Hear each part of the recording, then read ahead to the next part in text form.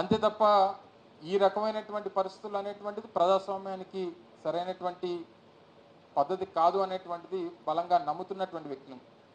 ఈరోజు ఉదాహరణకి నా వరకు నా కుటుంబం దాదాపు 10 ఎలక్షన్స్లో పోటీ చేశాం. 4-5 సందర్భాల్లో గెలిచాం, 4-5 సందర్భాల్లో ఓడిపోయాం. ఇవి రాజకీయాల్లో కొత్త కాదు. రాజకీయాల్లో గెలుపోవటంలో అనేటువంటిది సర్వసాధారణంగా జరిగేటువంటి ప్రక్రియ.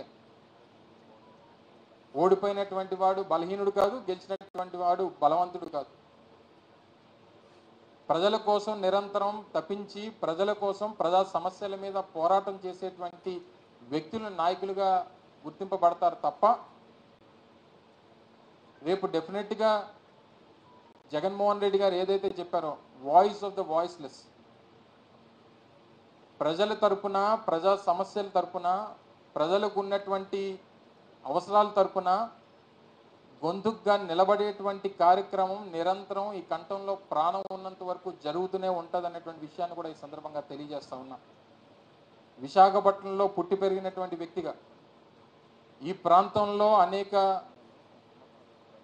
తరాలుగా 3 తరాలుగా ఈ ప్రాంతానికి సేవలు అందిస్తున్నటువంటి కుటుంబం నుంచి వచ్చినటువంటి వ్యక్తిగా గతంలో శాసనసభ్యులుగా, మంత్రులుగా, పార్లమెంట్ సభ్యులుగా పనిచేసినటువంటి కుటుంబాల నుంచి వచ్చినటువంటి వ్యక్తులుగా ఈ ప్రాంతంలో ఉన్నటువంటి ప్రతి సమస్య మీద, ఉమ్మడి విశాఖపట్నం జిల్లాలో ఉన్నటువంటి ప్రజలకు ఉన్నటువంటి ప్రతి అవసరం మీద వారికి డెఫినెట్గా ప్రభుత్వం ఏర్పాటు చేసేటువంటి అవకాశం వచ్చింది. డెఫినెట్గా 6 months 1 year అనేటువంటిది సామాన్యంగా వారు పనిచేసేటువంటి దానికి, వారు నిర్ణయాలు తీసుకునేటువంటి దానికి, వారు తీసుకున్నటువంటి ఇచ్చినటువంటి హామీలు అమలు చేసేటువంటి దానికి డెఫినెట్గా ప్రతిపక్షంగా ఒక సమయం అనేటువంటిది అది మా బాధ్యత. రేపే అన్నీ చేయాలని చెప్పి అడిగేటువంటి అమాయకత్వం మాకు లేదు. సహజంగా వారు పని చేసేటువంటి దానికి సమయం ఇస్తాం. వారు ఇచ్చినటువంటి హామీలు నిలబెట్టుకునేటువంటి దానికి వేచి చూస్తాం.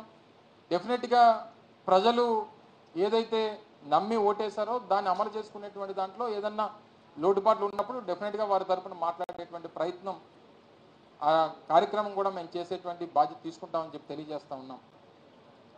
సో ఈ రకమైనటువంటి ప్రక్రియలో ఒక ప్రధానమైనటువంటి అంశం, ముఖ్యంగా వైఎస్ఆర్ కాంగ్రెస్ పార్టీకి చెందినటువంటి క్యాడర్లో, అంటే నా వరకు ప్రభుత్వంలో పనిచేసినటువంటి మంత్రిగా, శాసనసభ్యుడిగా ఇవన్నీ చేసినప్పటికీ అంటే నా వరకు ఎన్నికల్లో కనిపించినటువంటి ఒక లోపం వైఎస్ఆర్ కాంగ్రెస్ పార్టీలో ఉన్నటువంటి కార్యకర్తలు. ఎందుకంటే వ్యవస్థలో తీసుకొచ్చినటువంటి మార్పుల్లో జగన్మోహన్ రెడ్డి గారు ముఖ్యమంత్రిగా వారు తీసుకున్నటువంటి నిర్ణయాలు, వ్యవస్థలో తీసుకొచ్చినటువంటి మార్పులు, ఈ సంస్కరణలో భాగంగా వైఎస్ఆర్ కాంగ్రెస్ పార్టీ కార్యకర్తల్ని వారికి ఇవ్వాల్సినటువంటి గౌరవం ఇవ్వలేకపోయామేమో అన్నటువంటి ఒక ఆలోచన నాకు వ్యక్తిగతంగా, నేను ఎన్నికల్లో ప్రచారం చేసినప్పుడు కానీ లేదా మంత్రి హోదాలో నేను పనిచేసినటువంటి సందర్భాల్లో కానీ కార్యకర్తలతో మాట్లాడినప్పుడు కానీ ఉన్నటువంటి మాట, రాష్ట్ర వ్యాప్తంగా ఉన్నటువంటి మాట వాస్తవం. కార్యకర్తల్ని అంటే వాలంటీర్ వ్యవస్థ, సచివాలయ వ్యవస్థ, గ్రామాల్లో పారదర్శకత తీసుకురావాలి, పాలనలో పారదర్శకత తీసుకురావాలి, శాచురేషన్ పద్ధతిలో ప్రతి ఒక్కరికి మంచి చేయాలి.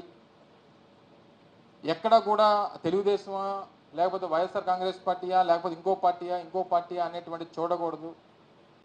అంటే ఒకవేళ మన పార్టీ నాయకులు అయితే ఆ పరిస్థితుల్ని దానికి ఏదన్నా తావిస్తారేమో అనేటువంటి ఒక ఆలోచనతో ముఖ్యమంత్రి గారు ఆ రోజు ఈ వ్యవస్థను తీసుకొచ్చి మార్పులు తీసుకొచ్చేటువంటి క్రమంలో వైఎస్ఆర్ కాంగ్రెస్ పార్టీ కార్యకర్తలను